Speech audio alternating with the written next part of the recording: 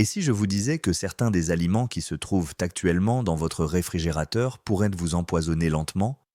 Je sais que cela semble dramatique, mais c'est vrai. Pendant des années, on nous a appris que le réfrigérateur permettait de conserver tous les aliments en toute sécurité et fraîcheur. Mais certains aliments deviennent en fait toxiques lorsqu'ils sont conservés à basse température, d'autant plus que notre corps devient plus sensible avec l'âge. Aujourd'hui, je vais vous présenter 7 aliments courants qui ne devraient jamais être conservés dans votre réfrigérateur et vous expliquer exactement pourquoi les garder au froid pourrait nuire à votre santé. Restez avec moi, car ce que vous apprendrez dans les prochaines minutes pourrait véritablement changer votre vie. Avant de commencer, si vous trouvez ces informations utiles, prenez un moment pour cliquer sur le bouton «J'aime», laissez un commentaire ci-dessous et vous abonner à la chaîne. Votre soutien m'aide à continuer à vous apporter des informations importantes sur la santé. Commençons par quelque chose qui vous a probablement surpris la première fois que vous l'avez entendu. Les pommes de terre.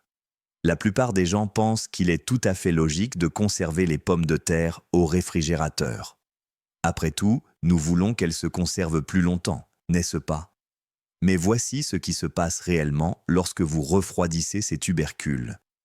La température froide déclenche une réaction chimique à l'intérieur de la pomme de terre, transformant les amidons naturels en sucre à un rythme accéléré. Vous pensez peut-être que l'excès de sucre n'est pas la pire chose au monde, mais attendez de savoir ce qui se passe ensuite. Lorsque vous cuisinez ces pommes de terre conservées au froid, que vous les fassiez frire, cuire au four ou rôtir, ces sucres en excès réagissent avec les acides aminés naturellement présents dans la pomme de terre. Cette réaction crée un composé appelé acrylamide. Et c'est là que les choses deviennent sérieuses. L'acrylamide a été associé à des lésions nerveuses dans plusieurs études. Plus inquiétant encore, une exposition à long terme peut augmenter le risque de certains cancers. Pour ceux d'entre nous qui sont dans l'âge d'or, cela est d'autant plus important que notre corps ne traite tout simplement plus ces composés potentiellement nocifs aussi efficacement qu'auparavant. J'avais un patient nommé Arthur, âgé de 77 ans, qui conservait ses pommes de terre au réfrigérateur depuis des décennies. Il avait remarqué que ses galettes de pommes de terre avaient commencé à avoir un goût étrangement sucré et que leur texture n'était plus la même. Lorsque je lui ai expliqué ce qui se passait au niveau chimique, il a immédiatement transféré ses pommes de terre dans un panier aéré, dans un placard frais et sombre. Quelques semaines plus tard, il m'a appelé, vraiment enthousiaste. Non seulement son petit déjeuner préféré avait retrouvé son bon goût, mais il était également rassuré de savoir qu'il n'ajoutait pas involontairement des composés nocifs à ses repas. La solution est ici d'une simplicité enfantine. Sortez immédiatement vos pommes de terre du réfrigérateur. Trouvez un endroit frais, sombre et sec dans votre garde-manger ou votre placard. Un sac en papier ou un panier aéré convient parfaitement. Évitez simplement de les exposer à la lumière directe du soleil, qui peut les faire germer ou développer des taches vertes. Ce petit changement dans votre routine ne demande aucun effort, ne vous coûte rien et protège votre corps contre des risques inutiles. Les pommes de terre sont merveilleusement nutritives lorsqu'elles sont conservées correctement, alors veillons à ce qu'elles le restent. Parlons maintenant des oignons.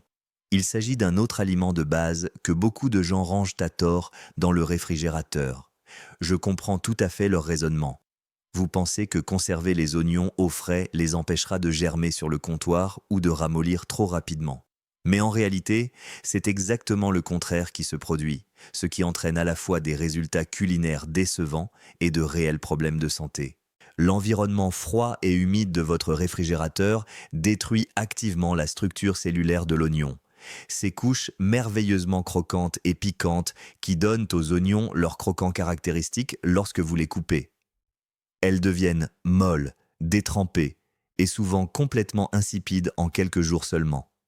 Mais le vrai problème va bien au-delà du goût et de la texture. Lorsque les oignons sont refroidis, leur sucre naturel commence à s'écouler et à s'accumuler à la surface. Cela crée une couche collante et humide qui devient un terrain idéal pour la prolifération des moisissures et des bactéries, surtout si l'oignon présente la moindre éraflure ou échymose sur sa peau fine. Pour ceux d'entre nous dont le système immunitaire n'est plus aussi robuste qu'avant, la consommation d'oignons, même légèrement moisis, peut entraîner des troubles gastriques désagréables ou des maladies d'origine alimentaire plus graves. Je me souviens d'Elénore, une patiente de 81 ans pleine d'entrain qui était incroyablement diligente dans sa cuisine. Elle enveloppait toujours soigneusement ses oignons à moitié utilisés dans du plastique et les conservait au réfrigérateur, absolument convaincue qu'elle faisait ce qu'il fallait. Mais elle constatait régulièrement que ses oignons se gâtaient très rapidement, développant parfois une odeur étrange, même lorsqu'ils semblaient en bon état à l'extérieur. Elle était constamment frustrée de devoir jeter des aliments qui semblaient parfaitement bons. Je lui ai suggéré d'essayer quelque chose de différent. Ne pas mettre ses oignons au réfrigérateur, de conserver les oignons entiers ou coupés en deux dans un sac en filet dans son garde-manger, où l'air pouvait circuler librement. Éléanore a décidé d'essayer et elle a été vraiment étonnée du résultat. Ses oignons se conservaient beaucoup plus longtemps, restaient fermes et piquants. Ils étaient délicieux dans ses soupes et ragoûts préférés. Elle m'a dit qu'elle se sentait plus confiante en sachant que ses repas étaient à la fois sains et délicieux. Et en prime, elle jetait beaucoup moins de nourriture, ce qui lui permettait de faire des économies considérables sur son budget alimentaire. La solution ne pouvait être plus simple.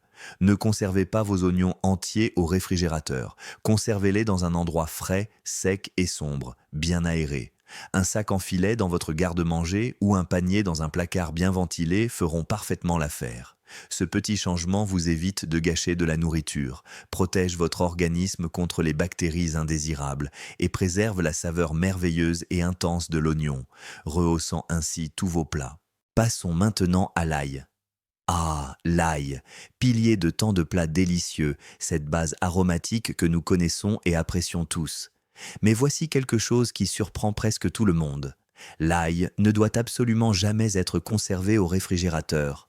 Beaucoup de gens, avec les meilleures intentions du monde, pensent préserver la fraîcheur de l'ail en mettant des bulbes entiers ou des gousses en vrac au réfrigérateur.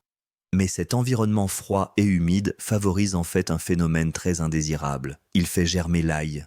En quelques jours seulement, vous verrez apparaître de longues pousses vertes sur les gousses.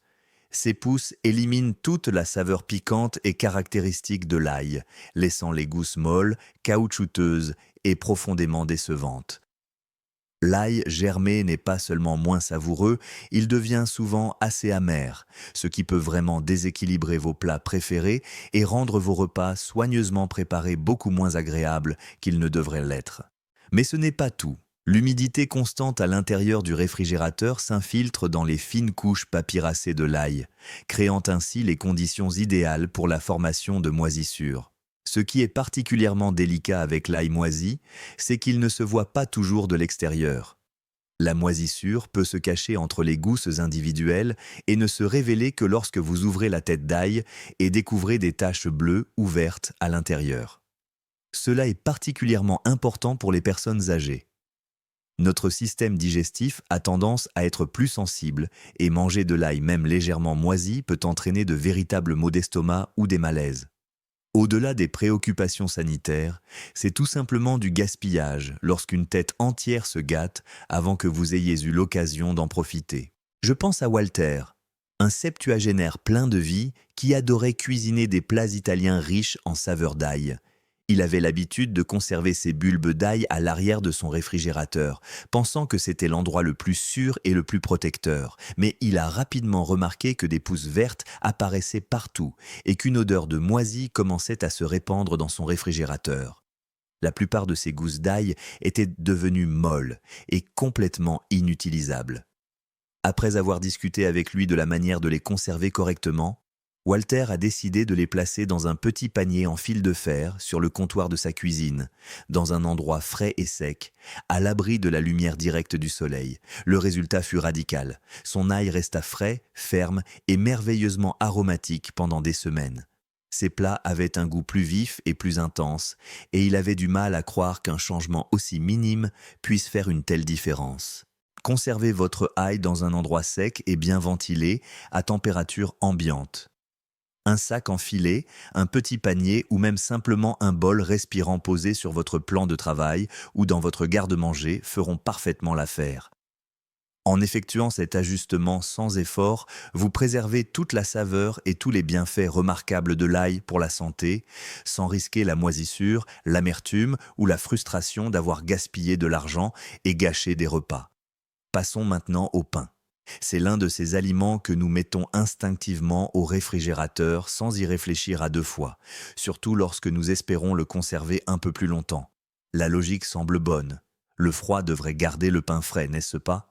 Mais voici une vérité qui frustre d'innombrables personnes qui essaient de faire durer leur budget alimentaire. La réfrigération a en fait exactement l'effet inverse sur votre pain. Lorsque le pain est conservé au réfrigérateur, un phénomène très spécifique se produit au niveau moléculaire. Les molécules d'amidon contenues dans le pain commencent à se cristalliser beaucoup plus rapidement qu'à température ambiante. Ce processus, que les scientifiques alimentaires appellent rétrogradation, fait que le pain devient rassis et sec en seulement un jour ou deux, même lorsqu'il est hermétiquement emballé dans du plastique. Vous connaissez cette sensation décevante lorsque vous prenez une tranche de pain pour votre toast du matin ou votre sandwich du midi et qu'elle est passée de merveilleusement moelleuse et légère à dure et friable presque du jour au lendemain? C'est votre réfrigérateur qui est à l'œuvre, volant littéralement cette saveur fraîchement cuite. Mais il y a un autre problème. Le pain conservé au réfrigérateur est en fait plus susceptible de développer des moisissures. Croyez-le ou non, l'environnement frais et humide à l'intérieur du réfrigérateur favorise activement la croissance et la propagation de ces spores de moisissures nuisibles. Cela est particulièrement vrai si vous dégustez un délicieux pain fait maison ou si votre pain acheté en magasin ne contient pas beaucoup de conservateurs. Pour ceux d'entre nous qui essayons de faire attention à nos dépenses alimentaires et d'éviter le gaspillage inutile, il est extrêmement frustrant de trouver un pain entier gâché par le rassissement ou recouvert de moisissures vertes au milieu de la semaine. C'est de l'argent jeté par les fenêtres et une occasion de repas parfaitement bonne perdue. Je me souviens de Dorothy, âgée de 84 ans, qui pendant des années a fidèlement conservé son pain au réfrigérateur après chaque sortie shopping. Elle était absolument convaincue que c'était la bonne approche pour le garder frais plus longtemps. Mais elle se plaignait constamment auprès de moi lors de ses visites. Elle disait que le pain ne se conservait pas. Il passait presque instantanément de moelleux et léger à dur et friable, et parfois, elle voyait apparaître de la moisissure verte entre les tranches avant même d'avoir fini le pain. Elle se sentait coupable et trouvait cela du gaspillage. Après lui avoir expliqué la science simple qui se cache derrière la conservation du pain, Dorothy a changé ses habitudes. Elle a commencé à conserver son pain dans une boîte à pain traditionnelle sur le comptoir de sa cuisine. Pour les pains ou les tranches supplémentaires qu'elle savait ne pas manger dans les jours suivants, elle a commencé à utiliser son congélateur, en décongelant uniquement ce dont elle avait besoin au moment voulu. Elle était absolument ravie du résultat. Ses sandwichs avaient un goût beaucoup plus frais. Elle gaspillait beaucoup moins de nourriture, ce qui lui permettait de faire de réelles économies et lui évitait bien des tracas. Ce changement simple lui a apporté une véritable tranquillité d'esprit et lui a permis de profiter davantage de ses repas quotidiens. Pour obtenir les meilleurs résultats avec votre pain, conservez-le à température ambiante. Une boîte à pain fonctionne à merveille, mais un simple sac en papier ou même un sac en plastique hermétique sur votre comptoir de cuisine suffit parfaitement. Et voici une excellente astuce. Si vous savez que vous ne mangerez pas un pain entier dans les 3 jours, n'hésitez pas à le congeler. Vous pouvez simplement décongeler les tranches individuelles au fur et à mesure de vos besoins. Ces petits ajustements vous aideront à profiter de chaque bouchée de votre pain en le gardant frais et délicieux tout en protégeant votre cuisine et votre corps contre le gaspillage inutile et l'exposition potentielle à la moisissure. Passons maintenant aux tomates. Ces magnifiques joyaux rouges, juteux et éclatants qui ajoutent tant de couleurs et de saveurs à nos repas.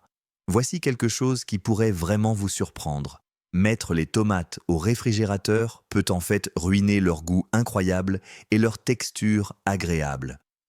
Lorsque les tomates sont conservées à basse température, elles perdent leur jutosité naturelle et leur merveilleuse explosion de saveurs. Elles deviennent alors farineuses, avec une texture granuleuse et désagréable qui n'a rien d'appétissant. Le froid interrompt littéralement le processus naturel de maturation. Cela signifie que même les tomates parfaitement mûres que vous avez soigneusement sélectionnées au marché ou cueillies fraîches dans votre propre jardin deviendront ternes et fades après seulement quelques jours au réfrigérateur. Les enzymes responsables de la saveur riche et sucrée des tomates sont en quelque sorte endormies par le froid. L'air froid à l'intérieur de votre réfrigérateur endommage les parois cellulaires délicates des tomates. À l'extérieur, elles peuvent encore sembler parfaites, lisses, rouges et saines. Mais une fois coupées en tranches, leur saveur a disparu. Elles ont un goût fade, aqueux et complètement insipide. Pire encore, leur texture devient molle et pâteuse au lieu d'être ferme et juteuse comme nous l'aimons tous. Pour ceux d'entre nous qui ont grandi en savourant la saveur riche et ensoleillée d'une tomate d'été parfaitement mûre, c'est une véritable déception. Je pense à Suzanne, une merveilleuse patiente de 79 ans qui était très fière de son jardin. Ses tomates cultivées maison étaient absolument légendaires parmi ses amis, sucrées, vibrantes et la star incontestée de ses célèbres sandwichs BLT. Souhaitant prolonger la durée de conservation de sa récolte abondante, elle a commencé à stocker les surplus dans son réfrigérateur. Mais elle a rapidement remarqué que quelque chose n'allait vraiment pas. La saveur qu'elle aimait tant, celle qui lui rappelait les après-midi d'été et les pique-niques en famille, avait tout simplement disparu. Lorsque je lui ai expliqué comment les températures froides affectaient les tomates au niveau cellulaire, elle a décidé d'essayer autre chose. Elle les a conservées sur le comptoir de sa cuisine, dans un simple bol, à l'abri de la lumière directe du soleil. Quelques jours plus tard, elle m'a appelé, absolument ravie. Ces tomates avaient retrouvé leur saveur vive et leur fraîcheur. Elle m'a dit que c'était comme si l'été était de retour dans sa cuisine, qu'elle avait retrouvé ces saveurs qu'elle croyait perdues à jamais. La vérité est d'une simplicité enfantine. Les tomates se conservent mieux à température ambiante. Gardez-les sur votre comptoir où elles peuvent respirer et mûrir naturellement. Laissez-les développer toutes leurs saveurs, comme la nature l'a prévu. Si vous en avez plus que vous ne pouvez en consommer pendant qu'elles sont à leur apogée, partagez-en quelques-unes avec un voisin ou coupez-les en morceaux et congelez-les pour en faire des sauces plus tard. C'est un petit changement dans votre routine, mais il vous permet de retrouver le goût authentique, la texture parfaite et le pur plaisir d'une vraie nourriture, exactement comme elle doit être dégustée.